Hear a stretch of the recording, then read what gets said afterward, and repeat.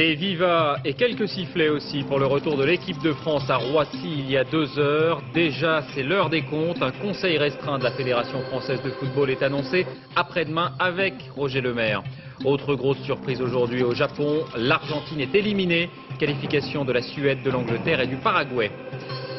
Pas d'accalmie terroriste en Algérie, 12 civils tués près d'Alger dans un attentat contre un autobus. Le nouveau chef du GIA promet le sang et la destruction jusqu'à l'établissement d'un État islamique.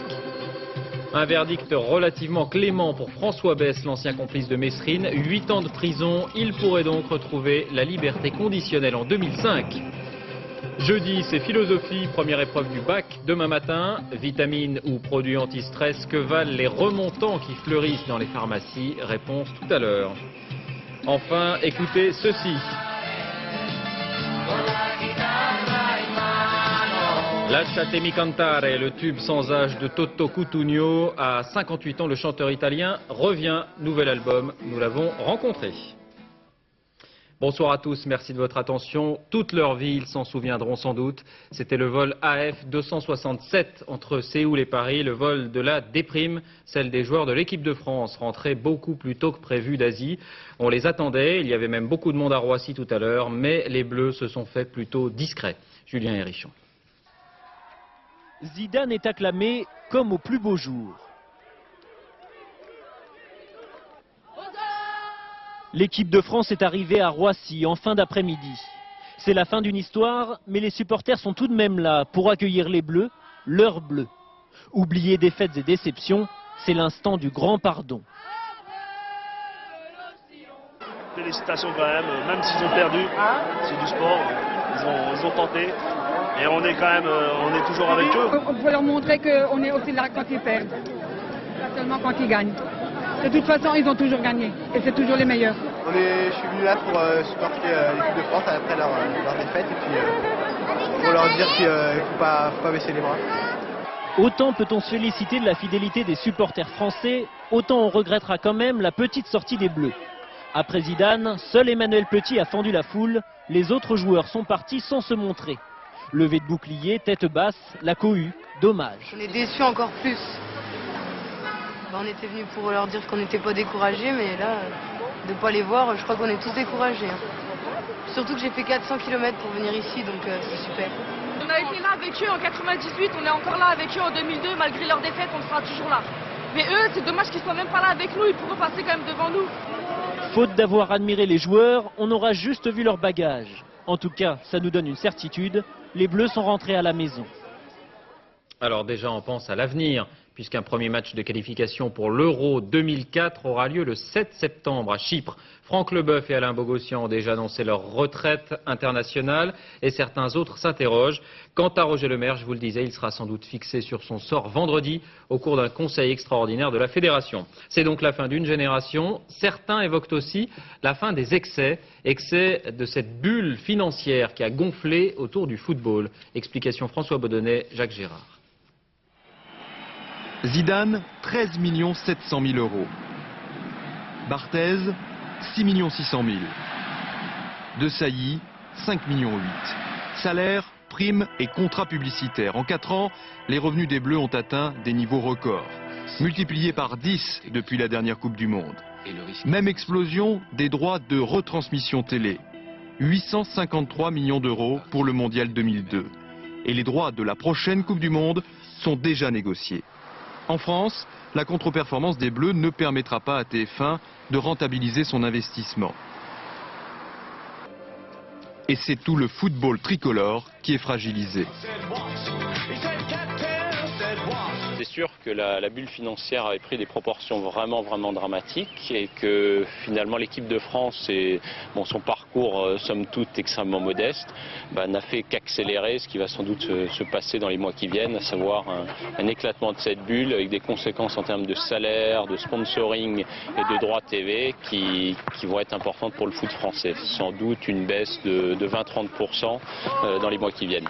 Des droits de télé en baisse, c'est moins d'argent pour les clubs. Nombre d'entre eux pourraient faire faillite dans les prochains mois.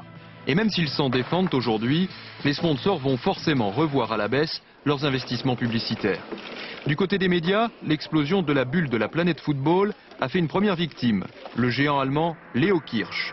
Il s'est tellement endetté en droits de diffusion que ce matin, il a déposé le bilan. Les matchs du jour maintenant avec la chute d'un autre favori, une surprise, l'Argentine éliminée par la Suède. Retour à la maison aussi pour l'Afrique du Sud, Christophe Duchion.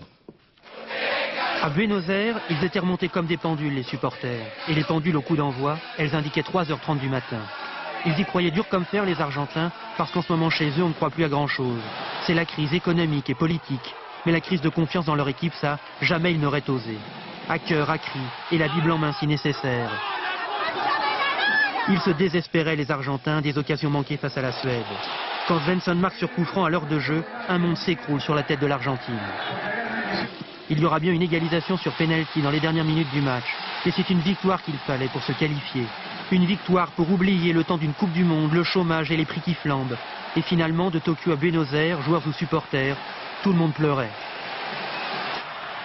Dans le genre plaisir d'offrir, joie de recevoir, le gardien sud-africain laisse gentiment le ballon à Raoul l'Espagnol, 1-0 et c'est cadeau. Un match nul suffisait pourtant au bonheur de l'Afrique du Sud pour une historique qualification en 8e de finale. Les Sud-Africains vont égaliser en première période grâce à McCarthy. Juste avant la mi-temps, Mendieta redonne l'avantage aux Espagnols 2-1. En deuxième période, Radebe marque une nouvelle fois pour l'Afrique du Sud, 2 partout. Ceux que l'on appelle les Bafana croient alors en leur bonne étoile. Mais un dernier but de Raoul les laisse à leur désespoir. Ils s'inclinent 3-2. Les Paraguayens peuvent croire en Dieu et en Chilavert, leur fantasque gardien de but. Face à la Slovénie, il a évité des buts. À l'occasion, il en a encaissé un. Une fois, il a eu beaucoup de chance. Une autre fois, il a tiré un extraordinaire coup franc. Le reste du temps, il a laissé faire ses camarades, Cuevas et Campos. À eux deux, il marque 3 fois. Et au bénéfice de la meilleure attaque, le Paraguay se qualifie pour les 8e de finale à la place de l'Afrique du Sud. On connaît donc déjà 4 des 8e de finale, Allemagne-Paraguay, Danemark-Angleterre, le Sénégal, seul rescapé des 5 nations africaines contre la Suède, et puis Espagne-Irlande. L'actualité en France est d'abord ce coup de filet en région parisienne dans les réseaux islamistes présumés. 5 hommes, 2 Pakistanais et 3 Français d'origine nord-africaine ont été interpellés à Mantes-la-Jolie et à Évry. Ils sont soupçonnés d'avoir apporté une aide logistique à Richard Red, l'homme aux semelles explosives qui avait tenté de faire sauter un avion. Audrey Goutard, Madi Diawara. Ils ont entre 25 et 50 ans, sont d'origine pakistanaise ou algérienne. Tous sont connus des services de police. Les 5 hommes arrêtés ce matin cumulent délit de droit commun et militantisme salafiste, une branche de l'islamisme radical. 2 d'entre eux ont déjà été interpellés lors de précédents coups de filet antiterroristes. Dans leurs appartements à Mantes-la-Jolie, les policiers ont découvert 3 fusils à pompe, des tracts islamistes, des téléphones portables et des ordinateurs, dont les disques durs sont en cours d'examen. La brigade criminelle doit maintenant déterminer si les suspects ont aidé Richard Reed, l'homme aux chaussures explosives du vol Paris-Miami. Les enquêteurs ont maintenant 4 jours, le temps de la garde à vue, pour déterminer si les 5 hommes sont des complices du terroriste. Aux Pays-Bas, les autorités signalent l'arrestation d'un Algérien de 19 ans qui serait lié au groupe salafiste pour la prédication et le combat, groupe algérien mais soutenu par Oussama Ben Laden. En Europe ou aux États-Unis, la menace terroriste est redevenue une préoccupation. En Algérie, elle fait partie du quotidien depuis 10 ans maintenant. Nouvel attentat hier à 70 km au sud d'Alger. 12 passagers d'un autobus ont été tués, mitraillés à bout portant par des rebelles. Thierry Tuillier avec Mohand Wanchli sur place. Comme aux heures les plus sombres, Médéa enterre ses morts. Douloureux retour en arrière pour ces hommes déjà durement frappés entre 92 et 99, alors que la région, boisée et montagneuse, était l'un des terrains d'opération favoris des maquis islamistes. Ce qui frappe dans l'attaque de la nuit dernière, qui a fait au moins 12 morts, ce sont les circonstances et les lieux. À l'entrée de la ville, sur une route passante, un commando a mitraillé un bus qui assure la liaison entre différents quartiers de Médéa. Quartier populaire où la peur à nouveau se lit sur les visages des témoins. J'ai entendu des coups de feu, dit celui-ci. Je pensais que c'était des pétards et puis j'ai vu des gens s'enfuir. On est traumatisé. Chaque jour, il y a quelque chose. Chacun a sa version, ajoute cet homme. Pour certains, il y avait 2 terroristes, pour d'autres 4. Moi, je n'ai rien vu. Le commando envolé, il reste au ministre de l'Intérieur la compassion et les gestes censés rassurer. La sécurité sera renforcée pour faire face aux attentats qui frappent depuis peu les villes. Une nouvelle stratégie imputée au successeur d'Antar Zouarbri à la tête des GIA, Rachid Aboutoura. En Israël, nous évoquions hier cet attentat suicide devant une boutique de sandwich à Herzliya, près de Tel Aviv. L'une des blessées n'a pas survécu, il s'agit d'une adolescente de 15 ans. Ce nouvel attentat montre en tout cas l'incapacité de l'armée israélienne à empêcher l'infiltration des kamikazes, malgré les bouclages et malgré aussi plusieurs milliers d'arrestations ces derniers mois. Alors qui sont ces nouveaux terroristes? Comment sont-ils recrutés, formés, alors que les structures qui les encadraient ont été soi-disant détruites? Enquête sur place de Charles Anderlin et Patrick Bois. C'était le 8 mai dernier. L'armée israélienne vient d'intercepter une bombe humaine. Il est sérieusement blessé. Originaire de Jenin en Cisjordanie, il a 18 ans et s'appelle Zidan Zidan. Une fois la charge désamorcée, il a été transporté à l'hôpital d'Afoula où il est soigné par des Israéliens. En raison de l'occupation de toutes ces victimes de la tension, j'ai voulu aller au paradis.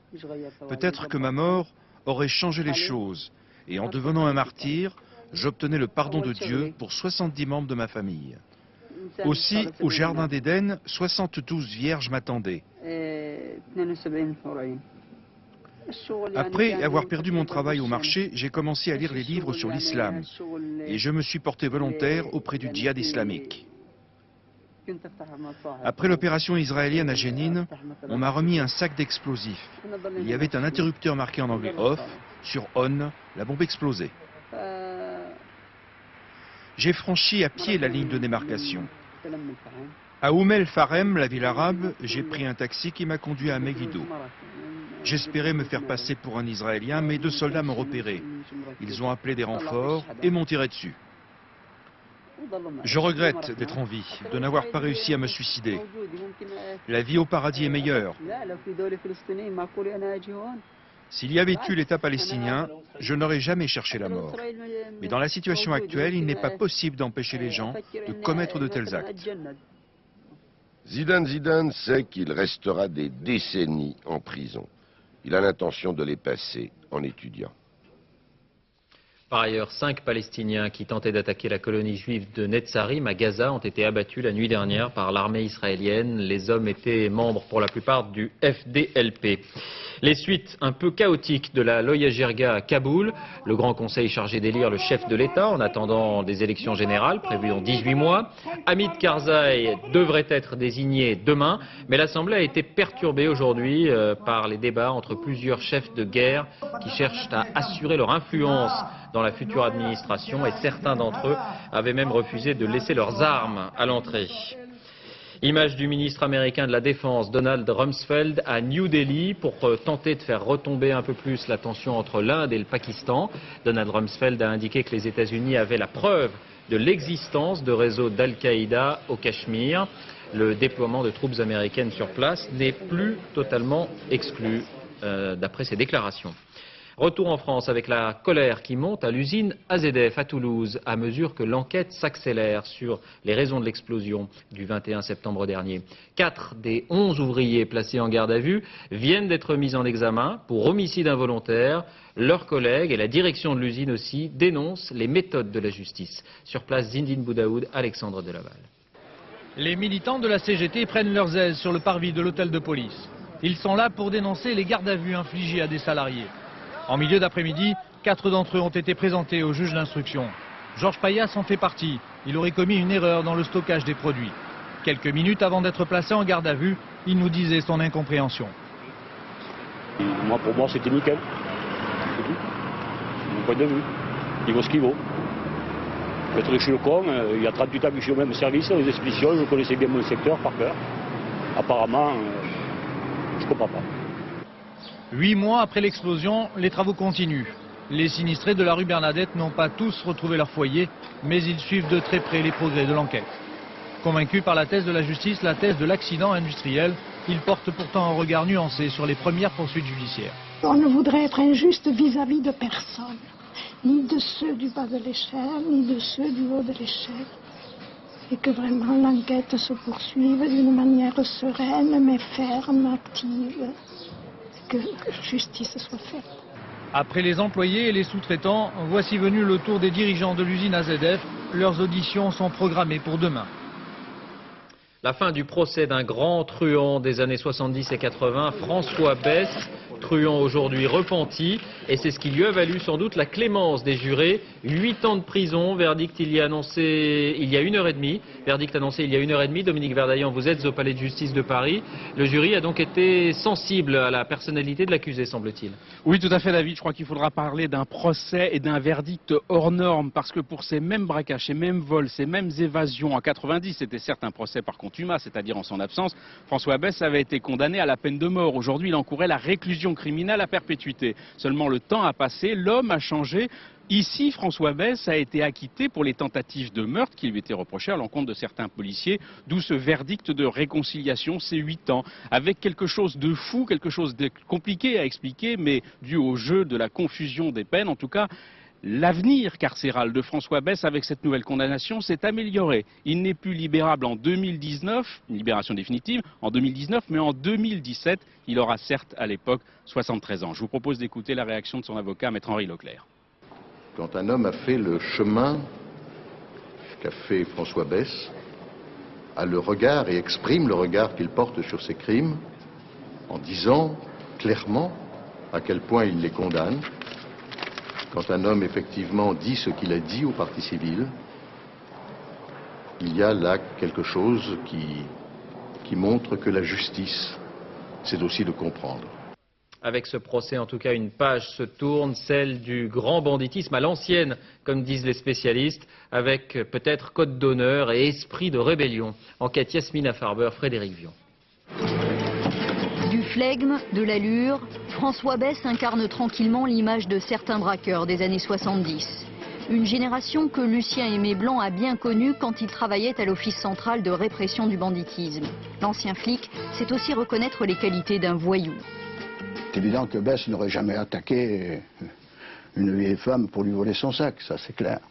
Il préférait attaquer des objectifs valables à son niveau, il avait sa réputation à tenir, comme d'autres d'ailleurs.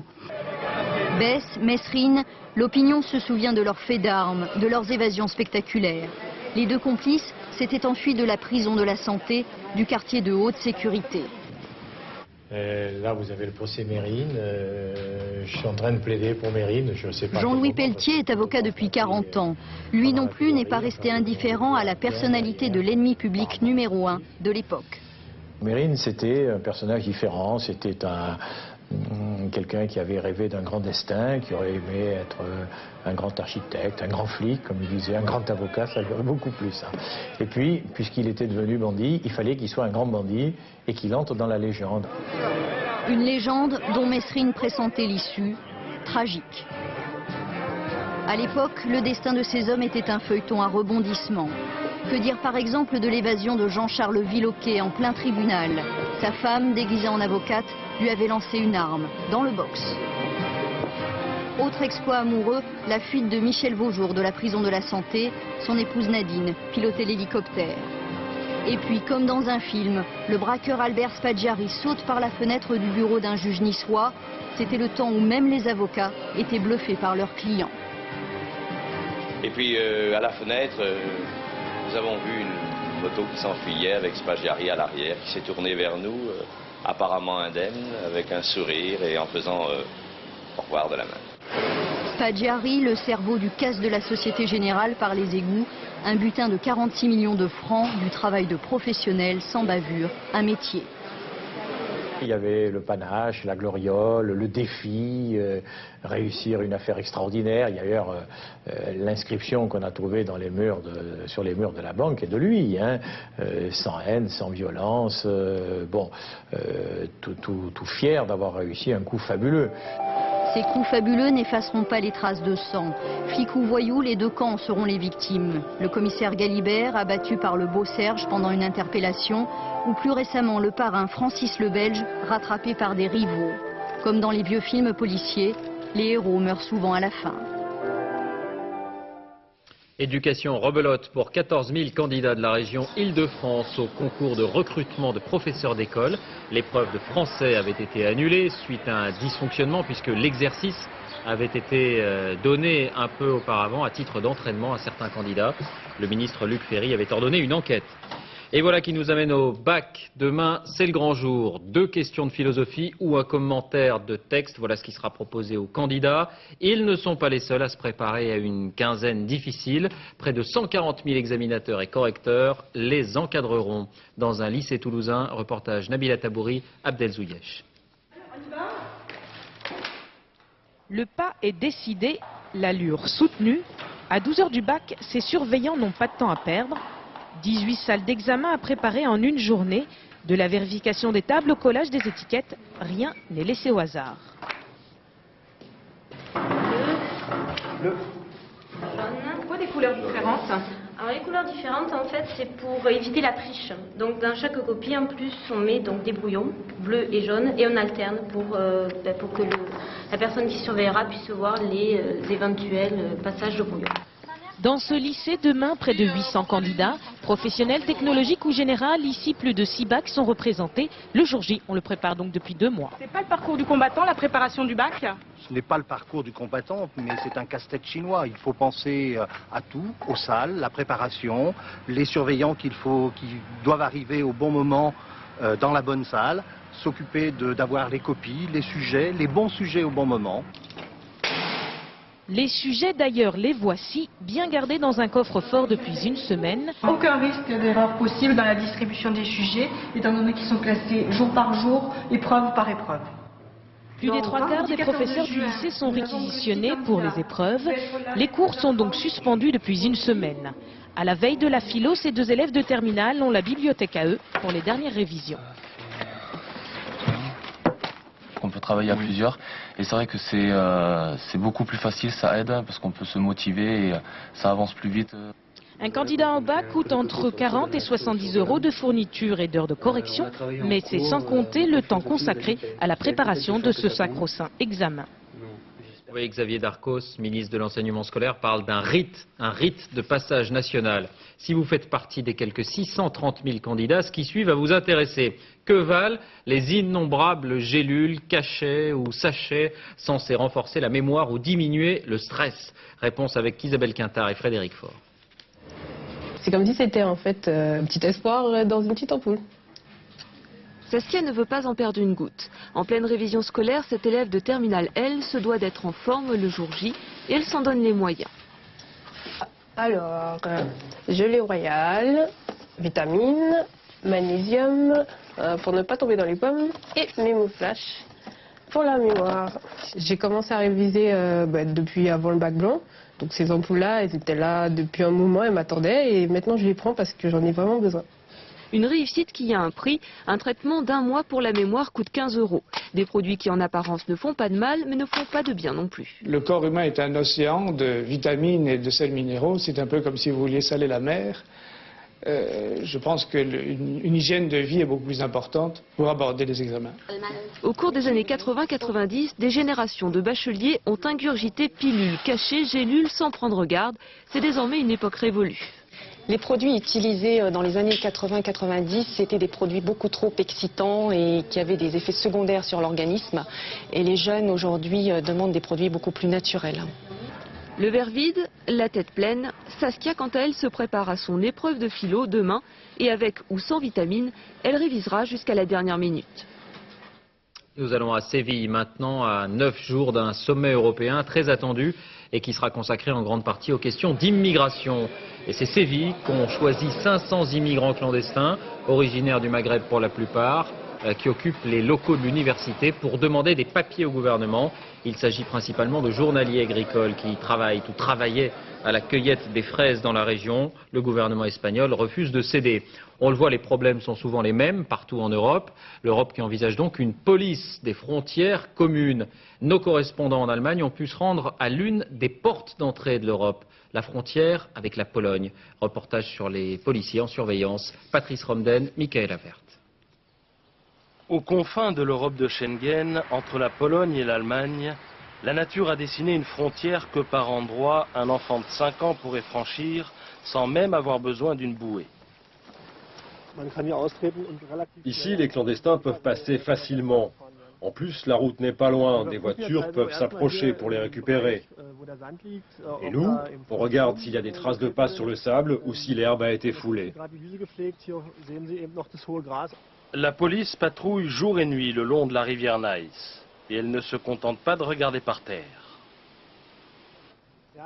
Bon, juste en face, côté polonais, il y a 2 pêcheurs. Eh bien moi je vais vous dire, ce n'est pas logique de pêcher en aval du barrage, parce qu'il y a trop de courant. Les poissons, on les trouve à 50 mètres de là, en amont du barrage, là où l'eau est calme. Ce soir, il faudra faire attention. En tout cas pour moi, ces 2 pêcheurs ne sont pas clairs. Ces pêcheurs-là ressemblent fort à des guetteurs mandatés par des passeurs de clandestins qui attendent quelque part. Et comme les uns savent que les autres savent qu'ils savent, ce n'est pas ce soir que l'on assistera à ce genre de scène. Ils viennent en majorité de l'ex-URSS, mais aussi du Vietnam, d'Afghanistan ou d'Irak. Ils ont en général déboursé 1000 $ pour gagner l'Allemagne, destination favorite avec la Grande-Bretagne des clandestins arrivant en Europe. Quand on les repère, les clandestins ont peu de chances de nous échapper, parce qu'on peut intervenir jusqu'à 30 km à l'intérieur de nos terres. Cette nuit-là, l'œil des caméras thermiques à 300 000 € pièce ne détectera qu'une seule présence, celle d'un renard. Cela ne veut pas dire qu'aucun homme n'ait été assez rusé pour passer. 30% de ceux qui choisissent la filière polonaise réussissent. Toujours à propos d'Europe, les discussions concernant la pêche se poursuivent. L'une des solutions envisagées par la Commission pour préserver les stocks de poissons est de développer l'élevage. Il ne représente pour l'instant que 2% à peine du marché, 6 000 tonnes contre 270 000 tonnes pêchées chaque année. Mais l'activité est en pleine expansion, notamment en ce qui concerne le saumon. Alors y a-t-il une différence entre poissons d'élevage et poissons pêchés? Comment fonctionne l'élevage? Laurence Decherf, Bernard Connor.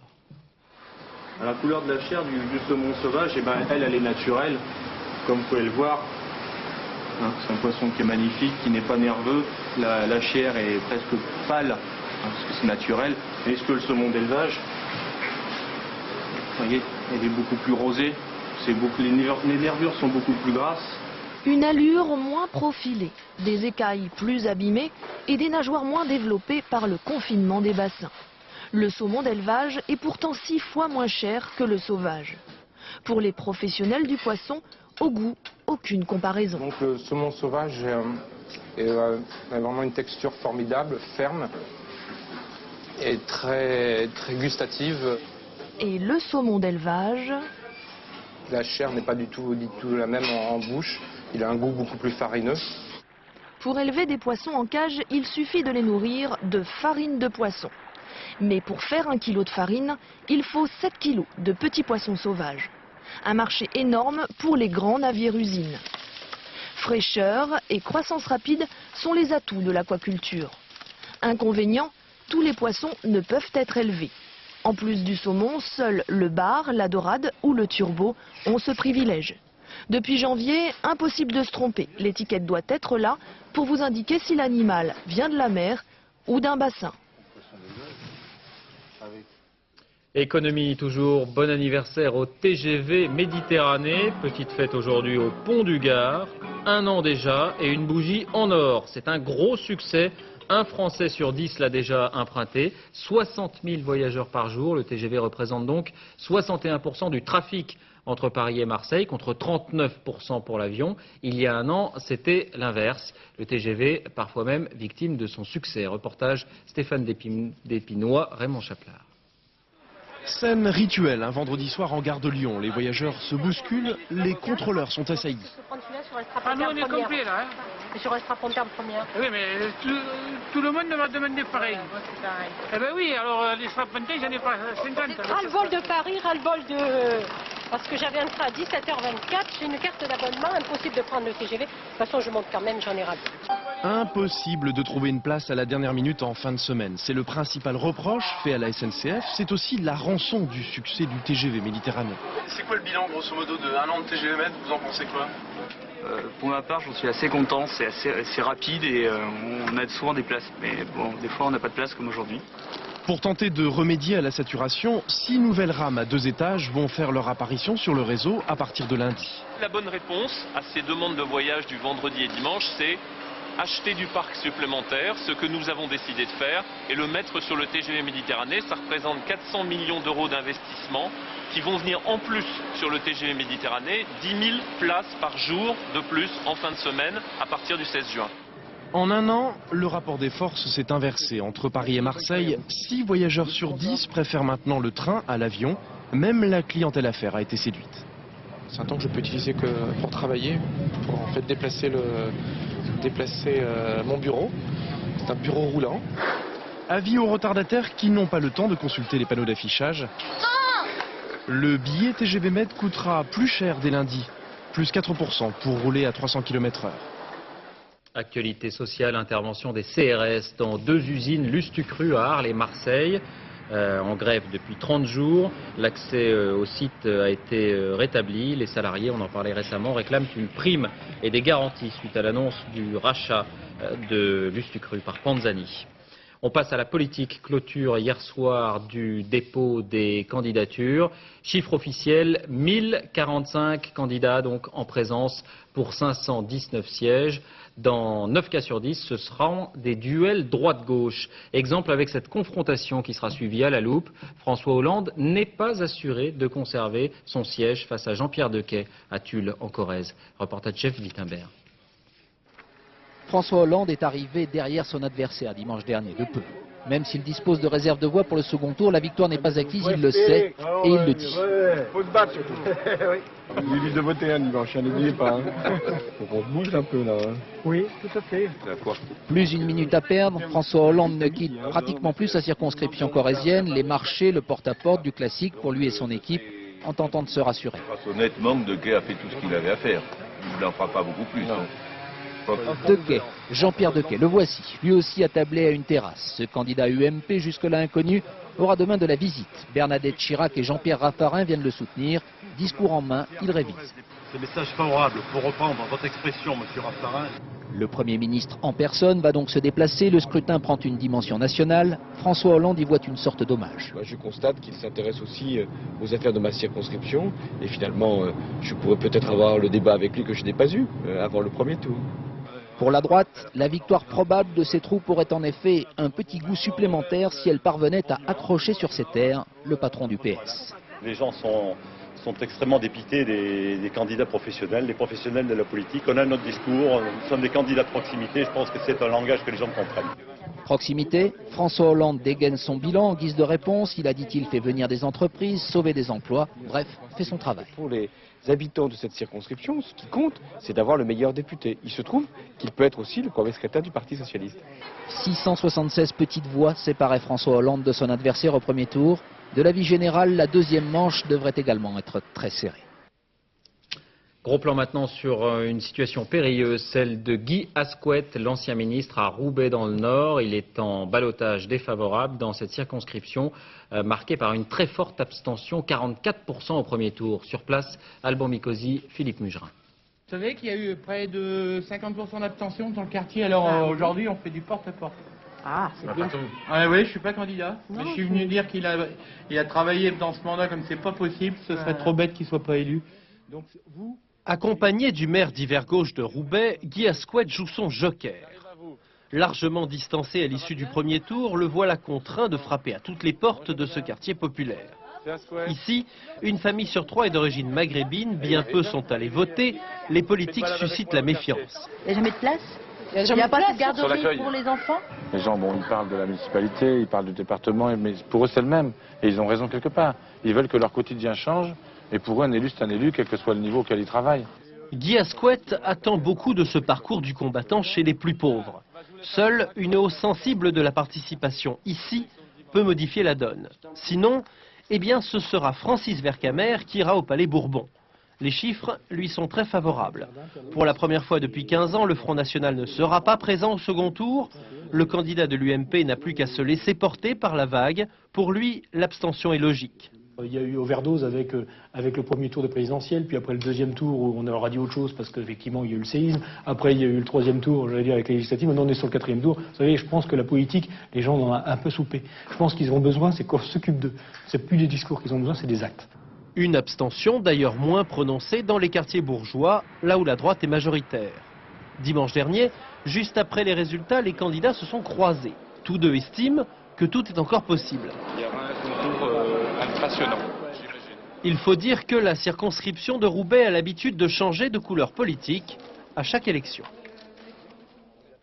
Cette information, enfin, l'UMP, l'Union pour la majorité présidentielle, a décidé de retirer son investiture à Jean Kieffer, le candidat RPF de la 8e circonscription de la Moselle, après que le FN eut déclaré le soutenir avec son accord. C'est Bruno Gollnisch qui avait manifesté ce soutien.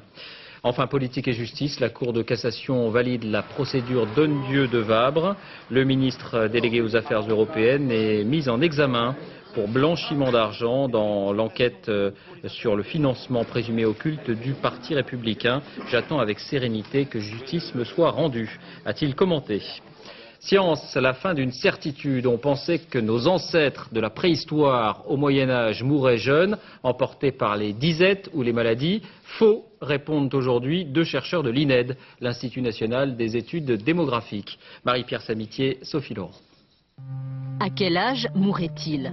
Longtemps nous avons cru que l'homme des cavernes mourait jeune, que jamais il n'atteignait l'âge des vieillards. Pour l'affirmer, les démographes étudiaient les os des hommes préhistoriques, les sutures des crânes et l'état des dents. Mais aujourd'hui, les chercheurs du CNRS démontrent que les os donnent une indication imprécise. Ils proposent d'autres indices pour dater l'âge des morts à l'époque de la préhistoire. Il y a une relation entre le volume relativement au corps, le volume du cerveau ou le poids du cerveau et la longévité d'une espèce. En gros, quand les espèces relativement à leur corps ont un gros cerveau, elles ont une longue longévité. C'est particulièrement vrai chez les primates. Nos ancêtres vivaient vieux. Ils pouvaient atteindre 90 ans et même plus. Pourquoi ces erreurs dans le passé sur l'âge de nos ancêtres?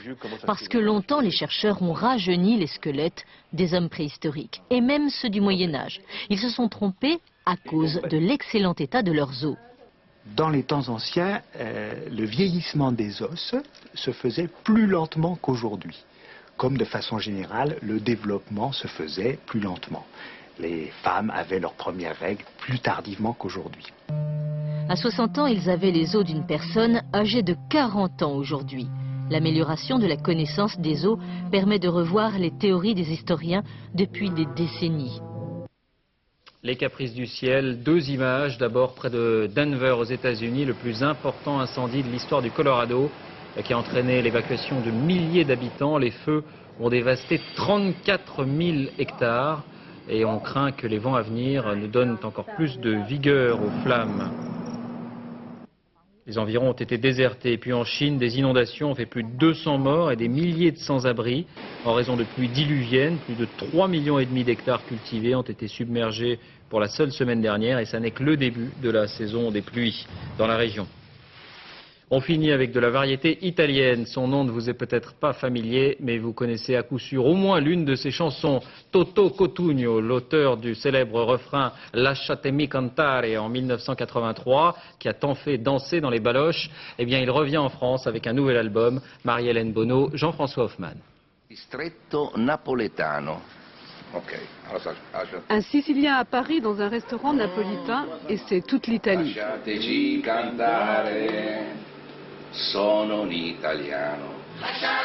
Toto Cutugno est depuis plus de 20 ans une véritable institution dans son pays. Les Italiens connaissent par cœur tous ses refrains.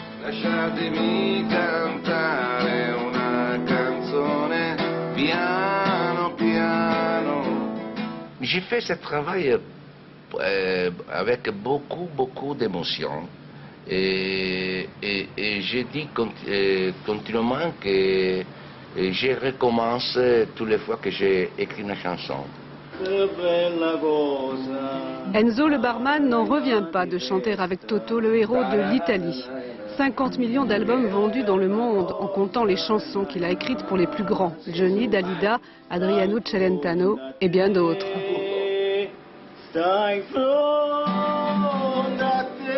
c'est la magie. J'avais donné ma première chanson à Joe Dassin, l'été indien, et après j'avais beaucoup de chance avec les autres.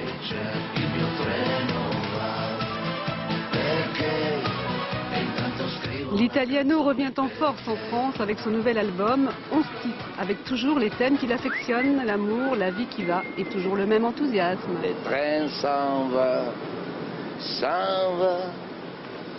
et la vita continua. Viva la vita! Fin de cette édition, merci d'avoir chanté avec nous. À suivre la météo, Patrice Drevet, l'info sur France de 1h05, dernier journal Laurence Piquet, 1h30 des mots de minuit, Philippe Lefebvre, dès 6h30 Télématin. Et Roland Sicard recevra Jean-François Copé, porte-parole du gouvernement dans les 4 vérités. On se quitte avec ces images magnifiques de la Terre vue de l'espace, la deuxième sortie de l'astronaute français Philippe Perrin, en compagnie de l'américain Chang Diaz. On voit pas beaucoup la Terre, mais on voit beaucoup les travaux, c'est déjà ça. Les deux hommes ont assemblé un bras automatique de la Station Spatiale Internationale. À demain.